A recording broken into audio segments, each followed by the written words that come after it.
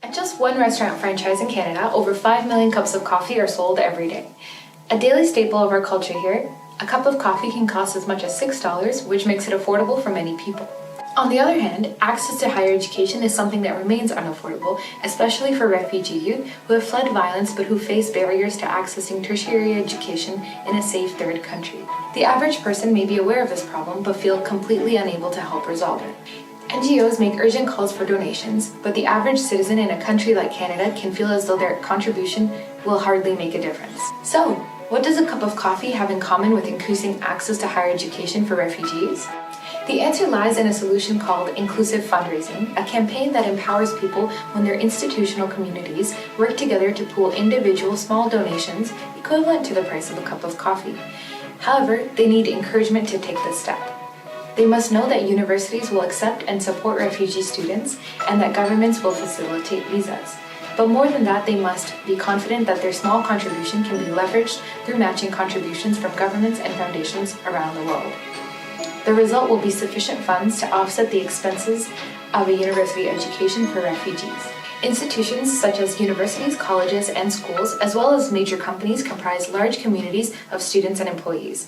If they act together, their members can make a profound difference. These institutions have the means to easily collect small donations from all in their community through agreed-upon fees or levies and payroll deductions. Let's take a look at some numbers.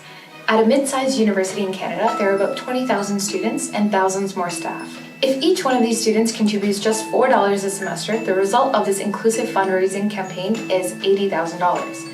Now, there are typically 2 semesters during an academic year, so the yearly contribution then doubles to $160,000.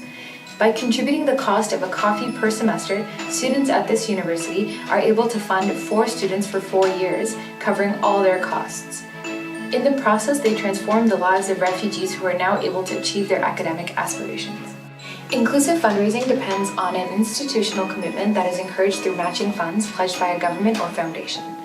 All of a sudden, those 4 students have become 8. In Canada, there are 1.4 million university students.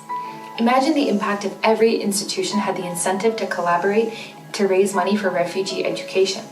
With matching funds, we could raise $22 million a year, enough to cover the cost of 560 refugees. Then, imagine how this could be expanded if businesses and other institutions signed up, not just in Canada, but in other countries as well. This important demonstration of community, advocacy, and commitment to equity involves only a small individual contribution that has a big impact on the lives of refugees who deserve the chance to fulfill their dreams and access the skills, knowledge, resources, and networks available in higher education.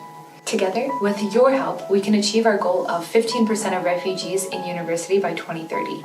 So, are you ready to donate your next cup of coffee?